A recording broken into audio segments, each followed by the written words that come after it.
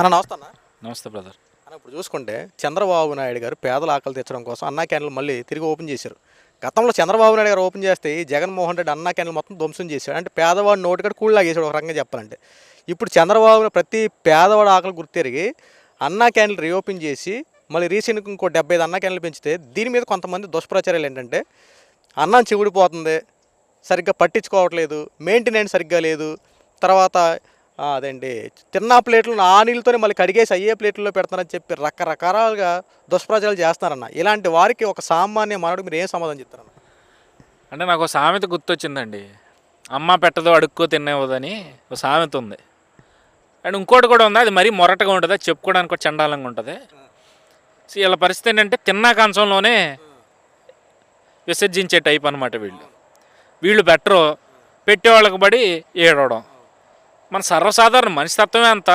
ఎవడన్నా ఒకడు మంచి చేస్తున్నాడంటే వాడికి ప్రజల్లో సానుభూతి వచ్చేస్తే, వాళ్ళకి మంచి పేరు వచ్చేస్తుంది అనుకున్నప్పుడు ఏముంటుంది, మనిషి ఆలోచన విధానం ఎట్లా ఉంటుంది? అరే ఆడు ఎదిగిపోతున్నాడు, మనం ఇంకా ఇక్కడే ఉన్నాము, ఆడు ఎదగకూడదు, లేదంటే ఆడికి మంచి పేరు రాకూడదు, మనమే మంచి, మనమే గొప్ప, మనమే తోపు, మనమే తురుము అని చెప్పి చెప్పుకునే ప్రయత్నం చేస్తారు. సో ఈరోజు వైసీపీ నాయకుల గురించి కానీ, లేదంటే ఏదైతే ఈ 5 రూపీస్ పేటిఎం బ్యాచ్ ఉన్నారో వీళ్ళు ఆల్రెడీ సెటరేట్ అవుతూ ఉన్నారు. ఇంకొంతమంది ఉన్నారు, ఖచ్చితంగా వాళ్ళు కూడా నాకు తెలిసి ఇంకొక 20 రోజులు, నెల రోజుల లోపు మొత్తం వాళ్ళు కూడా సెట్ అయిపోతారు. ఈరోజు అన్నా క్యాంటీన్లు అనేది నిజంగా ఒక మహోన్నతమైన అంశం అండి అది. ఎందుకంటే ఈరోజు ఎక్కడికి వెళ్ళి మినిమం భోజనం చేయాలంటే 80 రూపాయలు. ఏది ఏమీ లేని ప్రాంతం, అక్కడ పెద్దగా డెవలప్మెంట్ లేని ప్రాంతంలో కూడా భోజనం చేయాలంటే 80 రూపాయలండి. ఆ రోజుకి వెళ్ళి కష్టపడి పని చేసుకోవాలనుకునే వాడికి 500 వచ్చినా అక్కడికి వెళ్ళి 80 రూపాయలు అక్కడ ఖర్చు పెట్టుకున్నా, లేదంటే ఇది ఒక పూటకి నేను చెప్తాను 80 రూపాయలు అంటే పొద్దునే టిఫిన్ చేయాలి, పొద్దునే పోనీ ఇంటిగా టిఫిన్ చేసి వచ్చినా మధ్యాహ్నం భోజనం చేయాలి, సాయంత్రం వర్క్ అయ్యే వరకు ఏదో తినాలి. అంటే యావరేజ్గా అడిగి 200 రూపాయలు ఈ తిండికి ఖర్చు అవుతాయండి. 100 నుంచి 80 రూపాయల నుంచి 150 లేదా 200 రూపాయలు అతనికి తిండికే ఖర్చు అవుతాయి. అలాంటి సమయంలో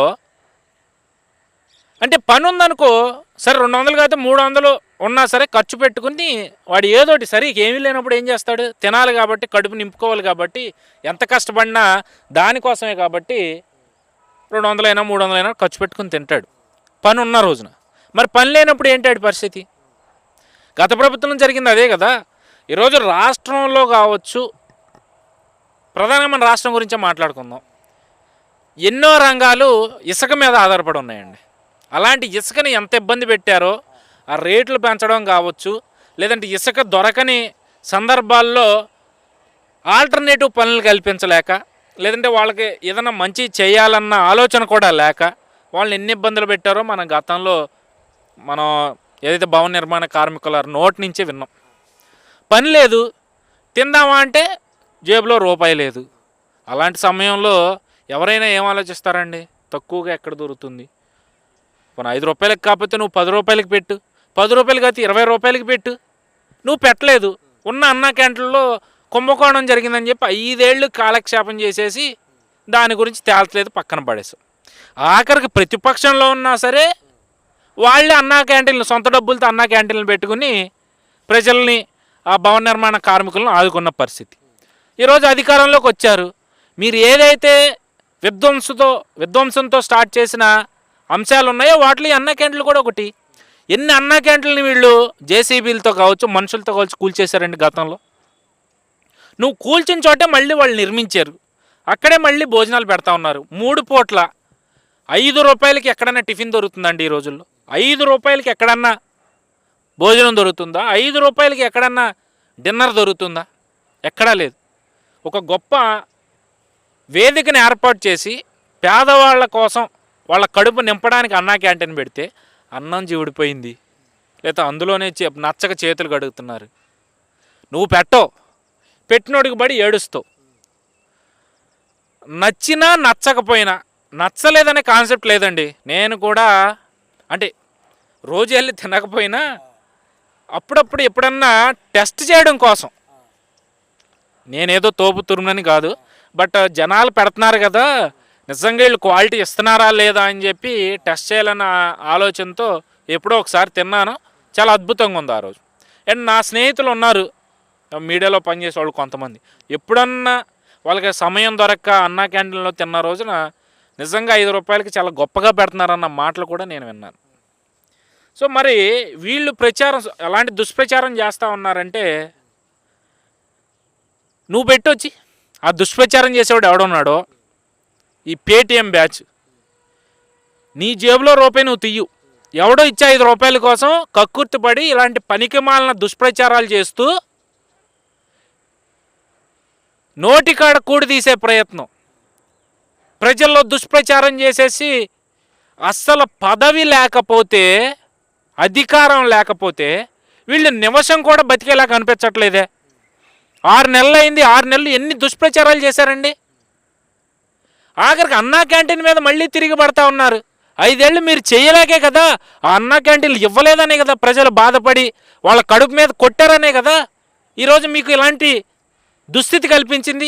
అయినా మీరు మారకుండా 5 రూపాయల కోసం కక్కుర్తుపడి మళ్ళీ అన్నా క్యాంటీన్ల మీద దుష్ప్రచారం చేస్తూ ఉన్నారు.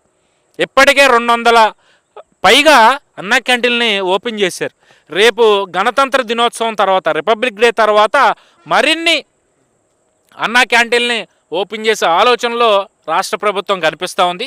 సో కాబట్టి పేదవాళ్ళ కోసం పనిచేసే ప్రభుత్వం తెలుగుదేశం కానీ లేదంటే ఈ కూటమి ప్రభుత్వం కానీ వీళ్ళకలాగా వీళ్ళ రూపాయి కోసం కక్కుర్తి పడే పార్టీలు అయితే ఈ కూటమి పార్టీలు అయితే కాదని అయితే నేను ఈ సందర్భంగా చెప్తా ఉన్నాను. ఇప్పుడు చూసుకుంటే నిన్న ఒక వారం రోజుల క్రితం ఒక ట్వీట్ ఏంటంటే, ఈ పేటీఎం బ్యాచ్, మీరు ఏదైతే పేటీఎం బ్యాచ్ వాళ్ళు పెట్టిన ట్వీట్ ఏంటంటే, అన్నా క్యాంటీన్ల మీద ఇప్పుడు చంద్రబాబు గారు ముందు రేట్లు తగ్గించారు, ముందు తాగేస్తున్నారు, అన్నా క్యాంటీన్లో భోజనం చేస్తున్నారు, ఇక అన్నా క్యాంటీన్లో పడుకుంటూ పోతున్నారంట, ఇంటికి వెళ్ళట్లేదంట, కుటుంబ బస్సులు గోలెత్తిపోతున్నారంట, రోదన ఏడుస్తున్నారంట.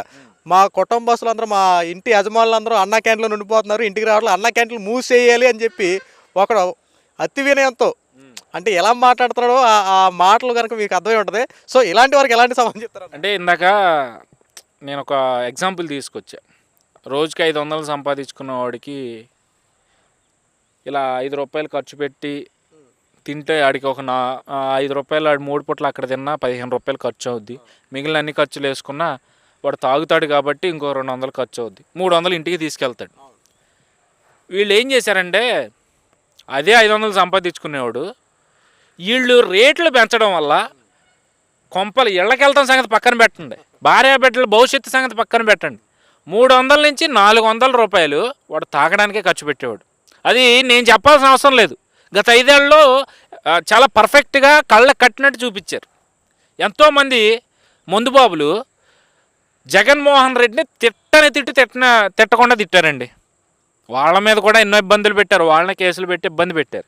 ఈరోజు పేటీఎం బ్యాచ్ ఇళ్ళకి వెళ్ళకుండా మందు తాగుతున్నారు, రేట్లు తగ్గించి తాగి అన్నా క్యాంటీన్లో తిని అక్కడే పడుకుంటున్నారు అంటున్నారు. మీకులాగా పనికి మాలిన మందు తాగో లేదంటే మీరు అలవాటు చేసిన గంజాయి పీల్చో రోడ్లెక్కి రోడ్డు మీద వెళ్ళిపోయే వాళ్ళందరినీ ఇబ్బంది పెట్టలేదే. బెంజ్ సర్కిల్లో 10 అయిందంటే చాలు కార్లలో వెళ్ళే వాళ్ళని కూడా ఇబ్బంది పెట్టి ఆపి దౌర్జన్యాలు చేసిన రోజులు మనం చూసాం గతంలో వైఎస్ఆర్సీపీ అధికారంలో ఉన్నప్పుడు. ఇప్పుడు అవి జరగట్లేదే. ఆ మందు రేటు, మీరేం పనికిమాలిన ముందు అమ్మేవాళ్ళు, ఇప్పుడు నాణ్యమైన మందు వచ్చింది అంటున్నారు, రేట్లు కూడా తగ్గినాయి. 500 సంపాదించుకునేవాడు 100 రూపాయలు మందుకు ఖర్చు పెట్టినా లేదా 200 రూపాయలు మందుకు ఖర్చు పెట్టినా తిండికి ఎంత ఖర్చు పెడుతున్నాడు? 20 రూపాయలు కూడా ఖర్చు అవ్వట్లా, 20 రూపాయలు కూడా ఖర్చు అవ్వట్లా. అంటే అక్కడికి అక్కడ 500 ఎంత ఖర్చు అవుతుంది? మీరు ఎంత తీసి పాడేసినా, వాడు ఛార్జీలు పెట్రోల్ ఖర్చులు తీసి పాడేసినా 200 కూడా ఖర్చు అవ్వట్లేదు అక్కడ. అంటే 300 పైకాడు ఇంటికి తీసుకెళ్తా ఉన్నాడు. ఇంటికి కావాల్సింది ఏంటి? ఇంటి బాధ్యతని సక్రమంగా నిర్వర్తించే వాడిని ఏ కుటుంబం అయినా సరే మాకు అలాంటి వాడే కావాలనుకుంటుంది. అంతేగాని విచ్చలవిడిగా వచ్చిన డబ్బంతా తాగేసి రూపాయి కూడా ఇంటికి తీసుకురాకుండా, పైగా ఇళ్లలో ఉన్న మహిళల మెడలో ఉన్న బంగారాన్ని పుస్తుల్ని తాకట్టు పెట్టేసి ఇంటికి రాకుండా ఎక్కడ పడితే అక్కడ తాగి పడిపోయేవాడు కాదు కదా కావాల్సింది. ఆడు ఎక్కడ మహాదాయితే ఇప్పుడు ఎంత అవుతున్నాడండి? 100 రూపాయలు 200 రూపాయలు తాగుతున్నాడు, ఒక 20 రూపాయలు ఖర్చు పెట్టి తింటున్నాడు, శుభ్రంగా 30 మీరు అన్నట్టే అనుకుందాం, అక్కడ తిని పడుకుంటున్నాడు అనుకోండి, ఎవరికైనా ఇబ్బంది కలుగుతుందా? పోనీ కుటుంబం ఏమైనా బాధపడుతుందా? శుభ్రంగా తిన్నాడు, పడుకున్నాడు, మన ఇంటి బాధ్యతలను చూసుకుంటున్నాడు.